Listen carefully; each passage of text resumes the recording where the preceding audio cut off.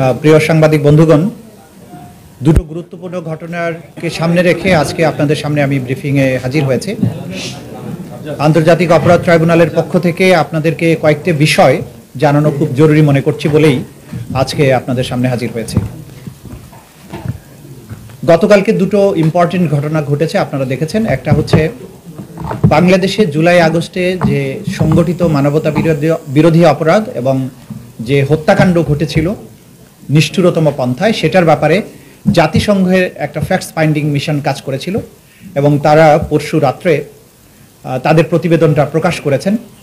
সেই প্রতিবেদনে তারা সুস্পষ্টভাবে উল্লেখ করেছেন যে শেখ হাসিনা এবং তার সুপিরিয়র রেসপন্সিবিলিটির আন্ডারেই বাংলাদেশে জুলাই আগস্টে গণহত্যা সংগঠিত হয়েছিল, মানবতা বিরোধী অপরাধ সংগঠিত হয়েছিল। শেখ হাসিনার কমান্ড রেসপন্সিবিলিটির বাইরেও আওয়ামী লীগের সাধারণ সম্পাদক ওবায়দুল কাদের এবং তদানীন্তন স্বরাষ্ট্রমন্ত্রী আসাদুজ্জামান খান কামাল তারাও এই হত্যাকাণ্ডের নির্দেশদাতাদের মধ্যে অন্তর্ভুক্ত বলে জাতিসংঘ রিপোর্ট দিয়েছে। জাতিসংঘের রিপোর্টে যে সমস্ত বিষয় উল্লেখযোগ্যভাবে বলা হয়েছে সেগুলোর মধ্যে একটা হচ্ছে যে তারা বলেছেন 1400-র মতো মানুষ নিহত হয়েছেন, আহত হয়েছেন 14,000-এর কাছাকাছি মানুষ। এই হত্যাকাণ্ডে রাষ্ট্রীয় বাহিনীগুলো, গোয়েন্দা সংস্থা, বিভিন্ন সামরিক, আধা সামরিক এবং পুলিশ বাহিনী এই হত্যাকাণ্ডে অংশ নিয়েছে, সেটা তারা উল্লেখ করেছেন। তারা আরো উল্লেখ করেছেন যে এই হত্যাকাণ্ড চালানোর সময় বিশেষ করে নারী এবং শিশুদেরকে টার্গেট করে হত্যা করা হয়েছে। নিহত 1400 মানুষের মধ্যে শিশু 118 জন। শিশুদেরকে বিশেষভাবে টার্গেট করে মানুষকে এই হত্যাকাণ্ডটা চালানো হয়েছে যাতে করে মানুষের মধ্যে আতঙ্ক ছড়িয়ে দেওয়া যায়। জাতিসংঘ তার প্রতিবেদন আরো উল্লেখ করেছে যে যারা আহত হয়েছিলেন তাদেরকে চিকিৎসা সেবা নিতে বাধা দেওয়া হয়েছে, অ্যাম্বুলেন্স আটকানো হয়েছে, হাসপাতালের বেড থেকে গ্রেপ্তার করা হয়েছে, চিকিৎসা না দিতে বাধ্য করা হয়েছে, মৃত্যুর কারণকে ভুলভাবে উপস্থাপন করা হয়েছে, গোয়েন্দা নজরদারি করার মাধ্যমে ছাত্র নেতৃবৃন্দকে গ্রেপ্তার করা হয়েছে, তাদেরকে তুলে নেওয়া হয়েছে সিস্টেম্যাটিক পদ্ধতিতে, সেগুলো তারা উল্লেখ করেছেন। এই যে জাতিসংঘ রিপোর্টটা প্রকাশ করলেন, তারা যে সমস্ত কথা উল্লেখ করেছেন তার সাথে আমরা আমাদের আন্তর্জাতিক অপরাধ ট্রাইব্যুনালের তদন্ত সংস্থা যে তদন্তটা করছেন সেই তদন্তে আমরা যে সমস্ত তথ্য প্রমাণ আদি পাচ্ছি, জাতিসংঘের অধীনে সংগঠিত যে তদন্ত এবং আমাদের তদন্তের মধ্যে আসলে মৌলিক কোনো পার্থক্য নেই। তারা আমাদের এই তদন্ত সংস্থার কাছে যে প্রাপ্ত অভিযোগ এবং আমরা যে প্রাপ্ত তথ্য সেটার সাথে হুবহু তাদের এই রিপোর্টের মিল রয়েছে। তারা বলেছেন তারা এই বিস্তারিত প্রতিবেদন প্রকাশের পরে তারা বেশ কিছু সুপারিশ করেছেন। সেই সুপারিশের মধ্যে 5টা সেক্টরে তারা সংস্কারের কথা বলেছেন। একটা হচ্ছে বিচার বিভাগের ব্যাপারে তাদের সুনির্দিষ্ট প্রস্তাবনা আছে, পুলিশ এবং সিকিউরিটি সেক্টরের ব্যাপারে প্রস্তাবনা দিয়েছেন, সিভিক স্পেসের ব্যাপারে তারা নাগরিক অধিকারের ব্যাপারে প্রস্তাবনা দিয়েছেন, পলিটিক্যাল সিস্টেমের সংস্কারের কথা বলেছেন, ইকোনমিক গভর্নেন্সের কথা বলেছেন। তা আমাদের সাথে রিলেটেড যেহেতু বিচার ব্যবস্থা, সেই সংক্রান্ত ব্যাপারে জাতিসংঘ যেগুলো বলেছেন, তারা যেটা বলেছেন যেহেতু সরকারের প্রধানের কমান্ড রেসপন্সিবিলিটিতে এই ঘটনাগুলো ঘটেছে এবং রাষ্ট্রীয় বাহিনীগুলো এটার সাথে সম্পৃক্ত ছিল, যে সমস্ত অফিসাররা এই ঘটনার সাথে জড়িত ছিল বলে প্রাথমিক তথ্য প্রমাণে পাওয়া যাবে, জাতিসংঘ সুপারিশ করেছে প্রত্যেককে সাসপেন্ড করার জন্য, ফেয়ার এবং ইম্পার্শিয়াল ট্রায়াল যাতে হতে পারে। যেটার ব্যাপারে আমরা সবসময় জোর দিয়েছি যে ফেয়ার এবং ইম্পার্শিয়াল তদন্ত এবং ট্রায়ালের জন্য যেহেতু এই সমস্ত অফিসাররা রাষ্ট্রীয় গোয়েন্দা সংস্থা সহ বিভিন্ন বাহিনীর সদস্য, তাদেরকে যদি চাকরিচ্যুত না করা হয় বা সাসপেন্ড না করা হয় তাহলে আসামিদের প্রভাবের কারণে সাক্ষীরা আদালতে আসতে ভয় পাবেন, তদন্ত প্রক্রিয়া বাধাগ্রস্ত হবে এবং বিচার প্রক্রিয়া ব্যাহত হবে। আমরা এই প্রসঙ্গে উল্লেখ করতে চাই যে একই কথা আমরা কিন্তু বারবার বলছিলাম। এখানে তারা আন্তর্জাতিক অপরাধ ট্রাইব্যুনালের আইনের কিছু সংস্কারের কথা বলেছেন, যা তারা যখন রিপোর্টটা তৈরি করেছেন তার আগেই কিন্তু আন্তর্জাতিক অপরাধ ট্রাইব্যুনাল আসলে এই সংস্কারগুলো করেছে, নেসেসারি যে সমস্ত অ্যামেন্ডমেন্ট। শুধুমাত্র তাদের একটা কনসার্ন আছে যে মূল মৃত্যুদণ্ডের ব্যাপারটা যেটা আছে সেটা তারা বলেছেন একটা মোরাটোরিয়াম, অর্থাৎ এক ধরনের মৃত্যুদণ্ড যদিও দেওয়াও হয় সেটা যাতে স্থগিত রাখা হয় এরকম একটা প্রস্তাব করেছেন। এইটার সুযোগ যেহেতু আমাদের ট্রাইব্যুনালের বিচারকদের হাতে ক্ষমতা আছে, তারা কি ধরনের দণ্ড দিবেন কি দেবেন না সেই বিষয়টা পরে দেখা যাবে।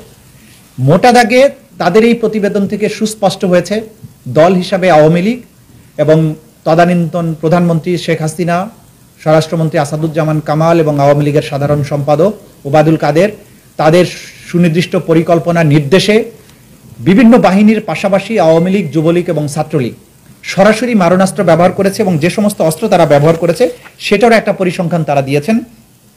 শটগানের গুলি ছিল 12%, পিস্তলের গুলি ছিল 20%, মিলিটারি রাইফেলের গুলি ছিল 66% অর্থাৎ, এবং অন্যান্য অস্ত্রের আঘাত ছিল 20%।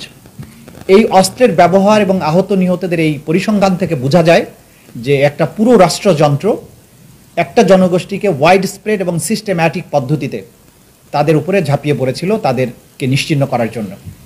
এইটা মানবতা বিরোধী অপরাধের পক্ষে একটা সুস্পষ্ট এবং অসম্ভব জোরালো একটা প্রমাণ।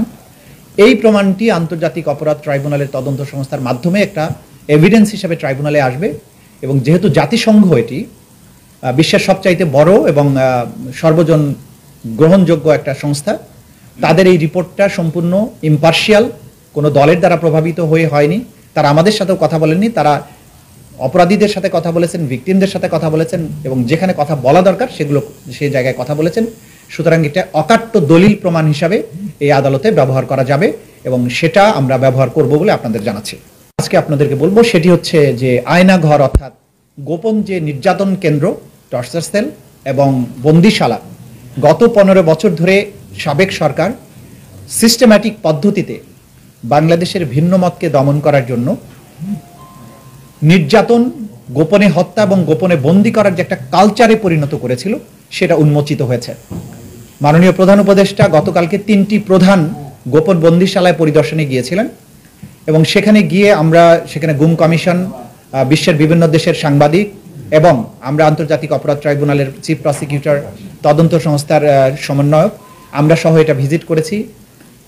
যে বিভৎসতার চিত্র আমরা দেখেছি, যে সমস্ত ইলেকট্রিক চেয়ারের কথা যেটা ছবি এসেছে আপনারা জানেন, অনেকে এটা ভুলে বলেছেন যে শক দেওয়ার জন্য, এটা শক দেওয়ার জন্য না, ওই চেয়ারে বসিয়ে আসলে ঘুরানো হতো।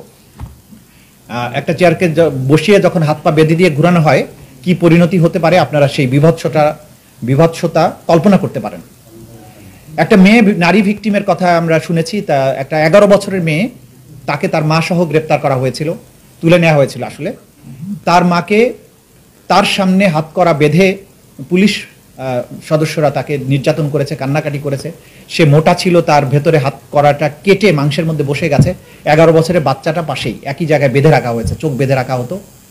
বাথরুম করতে গেছে, হাত করা খুলে দেয়নি মহিলা, তার মেয়ে 11 বছরের মেয়ে তখন তাকে সাহায্য করেছে, তার হাত করাটা খুলে দিয়েছে। একটা 11 বছরের বাচ্চা সহ একটা নারী রেহাই পায়নি, পুরুষ সদস্যরা তাকে নির্যাতন করেছে এবং ওই মা আজও ফিরে আসেনি। আমরা ধারণা করছি তাকে হয়তো হত্যা করে তার লাশ কোথাও ভাসিয়ে দেওয়া হয়েছে। সেই মেয়েটা কিন্তু আইডেন্টিফাই করেছে কোন জায়গায় কোন কর্নারে তাকে রাখা হয়েছিল, কিভাবে তাকে নির্যাতন করা হয়েছে দেখিয়েছেন। 3টি ডিটেনশন সেন্টারে বন্দিরা যারা ছিলেন তাদের মধ্যে উল্লেখযোগ্য 2 জন বা 3 জন করে বন্দিরা গিয়েছিলেন। তারা আইডেন্টিফাই করেছেন কোন জায়গায় তাকে বেঁধে রাখা হতো, কোন বাথরুমে তাকে নেওয়া হয়েছে, কি কি যন্ত্রের সাথে তাকে টর্চার করা হয়েছে। আমরা যেটা দেখেছি যে এই টর্চার কেন্দ্রের ব্যাপক আলামত বিনষ্ট করা হয়েছে। নির্যাতনের জন্য যেখানে তাকে আটকে রাখা হতো, ঝুলানো হতো, সেগুলো ভেঙে ফেলা হয়েছে। অনেক আলামত আমরা জব্দ করেছি। ইলেকট্রিক শক দেওয়ার ব্যবস্থা ছিল, চোখ বেঁধে রাখা হতো, 3 feet by 3 feet, 2 feet by 3 feet cell, সেগুলো প্রধান উপদেষ্টা দেখেছেন, তিনি নিজে ঢুকেছেন সেগুলোর ভেতরে। অর্থাৎ একটা মানুষকে পৈশাচিক পদ্ধতিতে কত নির্মমভাবে নির্যাতন করা যায়, এই বন্দিশালাগুলো ভিজিট না করলে একজন মানুষের পক্ষে বিশ্বাস করাটাই কঠিন ছিল। আমরা যেটা বারবার বলেছি যে এই নির্যাতন কেন্দ্রগুলো ছিল এবং যারা এর সাথে সম্পৃক্ত তাদেরকেই কিন্তু আমরা গ্রেপ্তারের জন্য বা এই বিচারের জন্য মুখোমুখি করতে চাই। এই দুটো তথ্যের পাশাপাশি আমরা যেটা বলবো যে অনেক কর্নার থেকে নানান ধরনের আর্গুমেন্ট করার চেষ্টা করা হচ্ছে যে বিভিন্ন আইন শৃঙ্খলা রক্ষাকারী বাহিনী, নিরাপত্তা বাহিনীর বিচার কি তাদের নিজস্ব আইনে করা যায় কিনা। আপনাদেরকে সুস্পষ্টভাবে বলতে চাই, আন্তর্জাতিক অপরাধ ট্রাইব্যুনাল আইন 1973 সেটি সংবিধান দ্বারা সংরক্ষিত এবং প্রোটেক্টেড। এই আইনটি বাংলাদেশের সকল আইনের উপরে তার বিশেষ মর্যাদা আছে। এই আইনে মানবতা বিরোধী অপরাধ, গণহত্যা, যুদ্ধ অপরাধ, এই সমস্ত আন্তর্জাতিক আইনের অধীনে যেসব অপরাধ আছে তার বিচার করা যায়। বাংলাদেশের সেনাবাহিনীর আইনে বিডিআর বলেন, বিজিবি বলেন, র্যাব বলেন, কোনো আইনই গণহত্যা, মানবতা বিরোধী অপরাধের বিচার করার কোনো ব্যবস্থা রাখা হয়নি। এবং সুপিরিয়র রেসপন্সিবিলিটি এবং কমন রেসপন্সিবিলিটির কোনো বিচারও কিন্তু এইসব আইনে করার সুযোগ নেই। সুতরাং যারা এই সমস্ত অপরাধ বাহিনীর মধ্যে থেকে অপরাধে সম্পৃক্ত ছিলেন তাদেরকে বিচার করার একমাত্র উপযুক্ত ফোরাম হচ্ছে আন্তর্জাতিক অপরাধ ট্রাইব্যুনাল।